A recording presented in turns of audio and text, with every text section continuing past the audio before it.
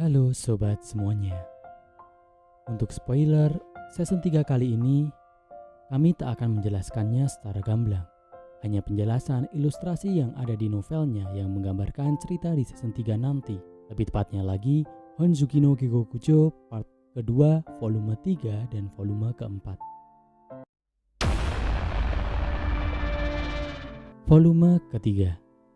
Permintaan Johan. Johan meminta Main untuk menjadi pelanggan tetapnya.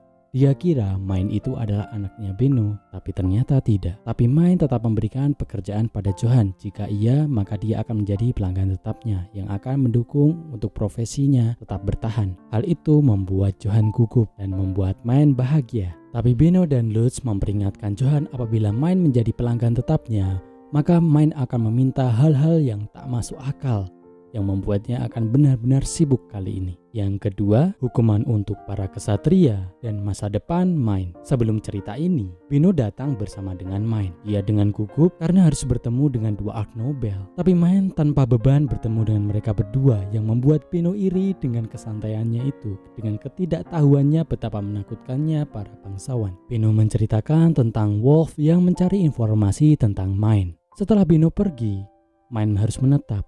Dan mereka pun mendiskusikan tentang adopsinya. Sekalipun di sini Main meluap mananya, tapi bukan berarti Main itu menolak sepenuhnya. Main itu paham bahwa yang paling baik adalah diadopsi oleh Karlstedt. Apabila Main gadis biasa, dia kemungkinan hanya menangis. Tapi karena dia anak pelahap yang mempunyai mana di dalam tubuhnya, maka ketika sedih, mananya meluap, yang membuat Ferdinand pun terkejut. Dia langsung menahannya dengan batu sihir yang menyerap sihir Main. Tapi tentu saja itu tak cukup, yang membutuhkan batu sihir dari Damuel dan Karlstedt. Yang akhirnya Main pun diajak ke kamar rahasia Ferdinand untuk menyuruhnya tenang dan memberikan.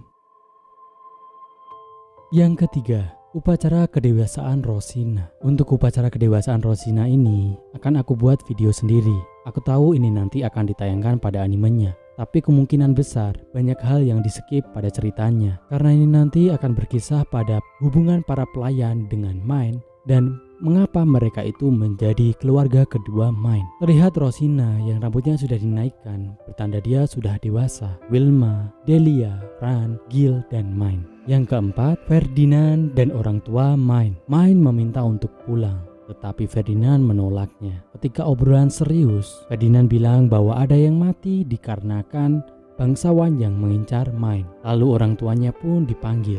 Pertama kali Main bertemu dengan ibunya, perutnya itu sudah benar-benar besar, membuatnya benar-benar nostalgia. Dia ingin merangkulnya tapi ditahan oleh Fran, karena dia harus bersikap seperti para bangsawan. Diskusi antara Gunther, Eva, dan Ferdinand. Ferdinand di sini dengan tegas bahwa ketika berumur 10 tahun, Main itu harus segera diadopsi. Bukan, Main itu harus diadopsi. Ferdinand sudah menyiapkan seorang Art Nobel yang pastinya mempunyai karakter yang baik yang tak akan menyakiti Main. Dengan hal itu tentu saja Gunther pun syok. Tapi itu bukanlah tawaran tetapi perintah. Apabila Main tak diadopsi dan dia dianggap berbahaya, maka Main pun harus dieksekusi. Dan bahaya Main itu akan bertambah. Main sudah menjadi incaran para bangsawan. Ada yang ingin membunuhnya, ada juga yang ingin membuatnya sebagai budak. Berbeda dengan suaminya, Eva pun mengatakan, "Saya mengerti, saya percayakan Main kepada Anda." Gunther kaget dengan kata-kata Eva, tapi Eva meyakinkan mau bagaimana lagi. Daripada Main dieksekusi atau mengalami sesuatu yang buruk, lebih baik dia dijaga oleh orang yang paling dia percayai dan orang yang paling peduli dengannya. Dan Eva pun sekali lagi mengatakan, "Ketua pendeta, tolong jaga Main untuk kami." Yang kelima, persiapan untuk doa musim semi. Kali ini munculnya Sylvester. Ketika Main bertemu pertama kali dengan Sylvester, dia langsung ditusuk pipinya. Melihat Main, Sylvester itu teringat dengan hewan peliharaannya bernama Blau, seekor shumil. Rambut birunya, mata kuningnya, persis sama sekali, apalagi ketika dia marah. Jadi Sylvester pun meminta Main bilang suara yang biasa dikeluarkan shumil. Yang keenam, penyerangan. Ketika rombongan Sylvester, Ferdinand, dan Main ingin pulang, mereka pun tiba-tiba dicegat oleh para masyarakat yang tak dikenal. Mereka menahan kereta yang ada di sana, berencana untuk menculik atau membunuh Mine. Sekaligus mereka akan menyalahkan Lee Zegang. Lee Zegang itu adalah keluarganya Karlstedt. Bisa dibilang mereka itu bermusuhan dengan kubu Ratu. Sekali lempar batu, kena 2 peluru. Mine yang sangat khawatir meminta Ferdinand untuk menyerang para warga-warga yang tak dikenal itu. Tapi Ferdinand menolak karena mereka tak boleh menyerang sembarangan. Karena di situ adalah wilayah perbatasan dan bisa dibilang warganya itu belum tentu dari Ehrenfels juga. Tapi Mine tak peduli. Yang dia pentingkan hanya Franz dan Rosina saja. Ferdinand yang tak bisa menghambat Mine membuat khawatir Sylvester. Lalu Ferdinand meminta Mine untuk berdoa pada Dewi Angin Suzeria. Nanti sihirnya itu berbentuk perisai. Tapi seperti apa gue juga pengen lihat nanti. Mereka tahu ada yang bersembunyi di hutan. Sylvester langsung melempar Mine ke Ferdinand dan meminta Damuel untuk membersamainya. Ketika Sylvester menyerang, dia mengeluarkan seperti burung pinik pada gambar. Ketujuh, kunjungan ke panti asuhan dan tempat percetakan. Sylvester dan Ferdinand masuk tempat percetakan di panti. Sylvester tertarik untuk berbicara bisnis dengan Venus secara rahasia. Ferdinand mengamati bagaimana mereka membuat buku. Mine menjelaskannya dengan sangat bahagia. Tak sesuai dengan ekspektasi Mine yang dia itu sangat bersemangat untuk melihat wajah terpukaunya Ferdinand. Tetapi Ferdinand malah bersiap-siap untuk menceramahi Mine lagi. Bagaimana bisa? Padahal Mine kan sudah melapor lewat Franz dan Damuel. Tapi setelah itu Benno pun terlihat. Dia itu sangat lemas. Dia terlihat benar-benar lelah. Mine mengatakan bahwa apabila dia diganggu oleh Sylvester, dia akan mengadu pada Ferdinand. Apakah dia mau? Tapi Benno malah memukul Mine dan menyalahkan Mine. Tapi tak salah lagi. Yang membuat Benno lebih sibuk lagi nanti adalah Mine. Keluarga baru Mine, yaitu kelahiran Camille yang membuat Mine sangat bahagia. Camille terlihat sangat menggemaskan bagi Mine. Pada saat itu diperlihatkan Eva rambutnya tak ditali. Dia terlihat lebih muda dan terlihat lebih cantik. Setelah Mine melihat adiknya yang menggemaskan, Mine berkata, "Aku punya waktu yang terbatas. Aku butuh bekerja lebih cepat lagi. Camille, kakakmu ini akan melakukan apapun yang aku bisa untuk bisa memberikan hadiah untukmu." Gambar terakhir adalah gambar Johan yang bingung dan Mine yang bahagia. Disinilah asal-usul Gothenburg, di mana Mine sangat bahagia melihat mesin ketik yang dibuat Johan. Ini adalah gambar bonus berwarna dengan gambar yang sangat indah buatan Yusina. Ada Gunther, Eva, Tuli, Lutz, Sylvester, Ferdinand, Karlstedt, Johan, Mine, dan Damuel. Pada volume kali ini, sebelum Sylvester berpisah dengan Mine dan Ferdinand, Sylvester memberikan kalung pada Mine untuk situasi darurat nanti. Dia tinggal memberikan mana pada kalung tersebut. Volume keempat part 2. Di sini kami hanya akan mendeskripsikan gambarnya saja. Mine meminta Delia untuk merawat bayi yang baru saja ditemukan. Mine ingin Delia menganggapnya sebagai adiknya. Dengan begitu Delia akan tahu betapa bahagianya, berharganya mempunyai seorang keluarga. Gambar kedua adalah gambar Heidi, Joseph, Gil, Mine, dan Lutz. Mereka sedang melakukan penelitian untuk membuat tinta berwarna.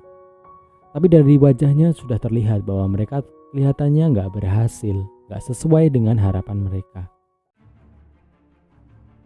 Damuel menggunakan root, yaitu meminta bantuan kepada kesatria. Otto, Tuli, Mine, Gil, dan Lutz semuanya terkejut. Kalau selain Mine, mereka pertama kali melihat seseorang menggunakan sihir.